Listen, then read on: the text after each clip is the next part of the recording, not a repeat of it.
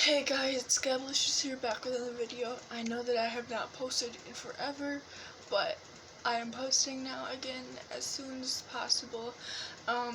So I'm going to be doing a longer video today, so be proud of me. As you could tell by the title, we are going to be doing a reacting to police officer paranormal experiences. I got this off of a website that former police officers put up on there.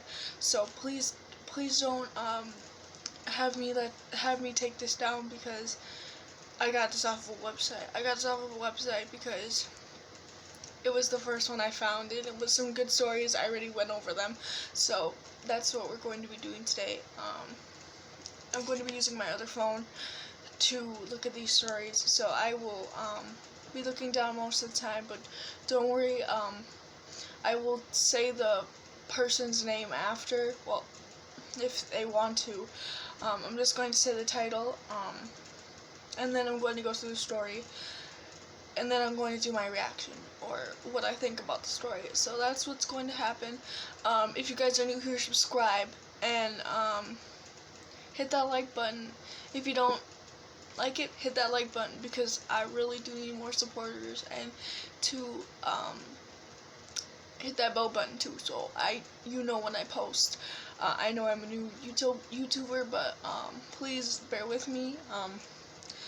I know that I'm new to this whole thing, so just please bear with me as I'm trying to get into the whole paranormal experience thing and new paranormal experience videos. So just bear with me as I'm a new YouTuber and I am trying to step away from quarantine videos into longer videos, so thank you. So this story is a different kind of evil. So this is in their point of view, so it's going to be like eyes, me's, all the other stuff, so just, that's the point of view. Several years ago, I took a 911 call for a family reporting their teenage daughter was possessed. They claimed no possibility of drugs or history of mental health illnesses, which I, of course, don't believe for a second. Family members were holding her down, and I could hear two people screaming at each other in the background. I asked the caller to tell whoever was yelling at her to stop. The caller said, "It's her." I responded that I knew it was her, but whoever was yelling at her at the same time to stop. The caller again said, "It's her," both voices. I kid you not, it was the creepiest thing I have ever heard. I have been doing this for 25 years, and I have heard many things. I know of man's inhumanity and the horrible things people do to each other, but this was a different kind of evil. I was clearly hearing a young girl screaming at the same time an adult male was yelling back. I couldn't understand either language, but they were clearly two different voices.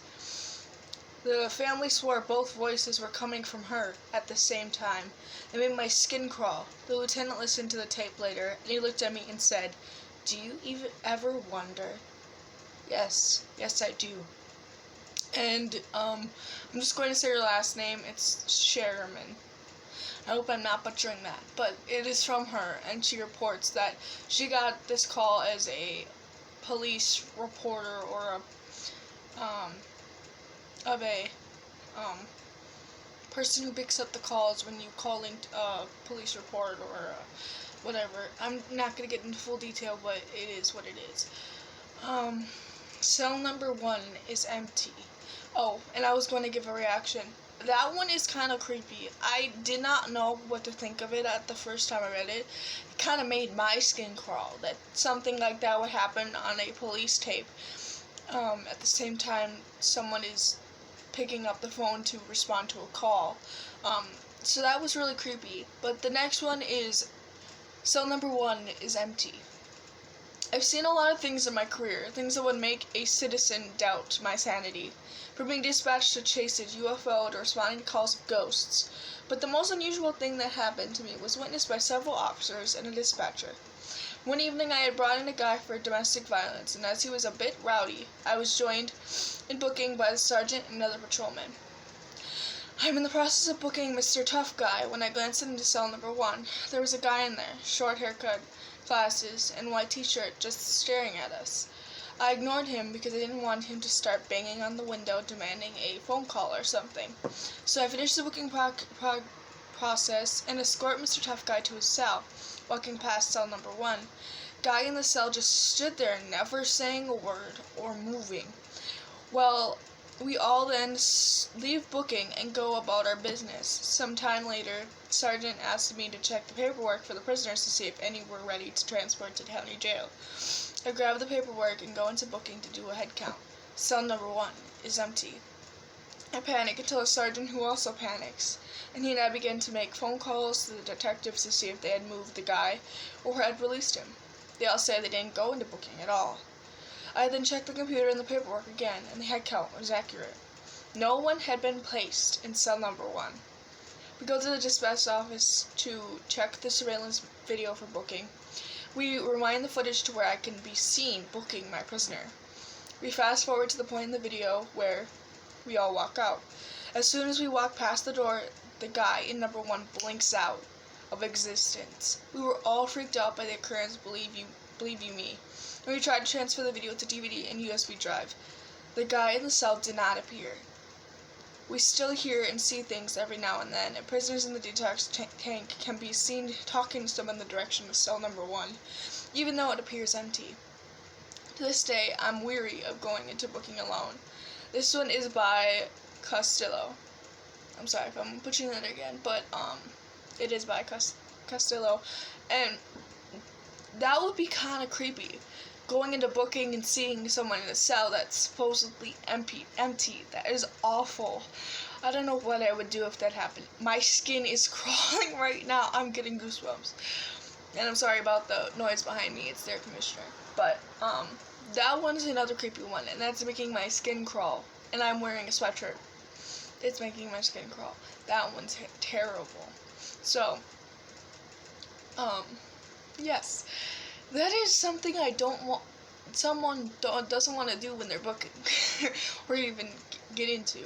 So, this one is called Welfare Check. Answered a welfare check call one night late between 230 hours to 300 hours on an elderly woman who lived next door to the caller and had not been seen for some time. This night we were having a bad thunderstorm without the rain. I get to the complainant's house to speak to her first, wondering why she called this time.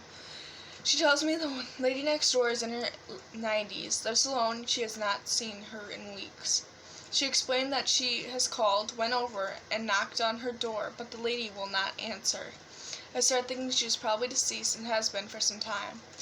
The car has a 3-inch layer of dust on it. The mail is piling up and no lights are on. First I walk to the side door and knock on the door with my flashlight, knocking loud enough an elderly person with some hearing should hear it. After a few minutes of no response, I turn around and walk to the backyard looking at the windows and find everything okay.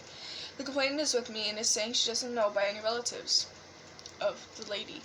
I'm sure by now she is probably deceased. I walk to the front of the house and notice that her blinds are up on the front windows and I can see a glow from inside. I am, however, not tall enough to look into the windows, which are probably 7 feet off the ground. The complainant runs next door and grabs a bucket for me to stand on. I get on the bucket and bingo, I could see the living room. The glow is from the TV, which was on a blue screen and is bright enough. I didn't need my flashlight to see in. I looked first at the floor to make sure she had not fallen there. Couch, recliner, everything was empty.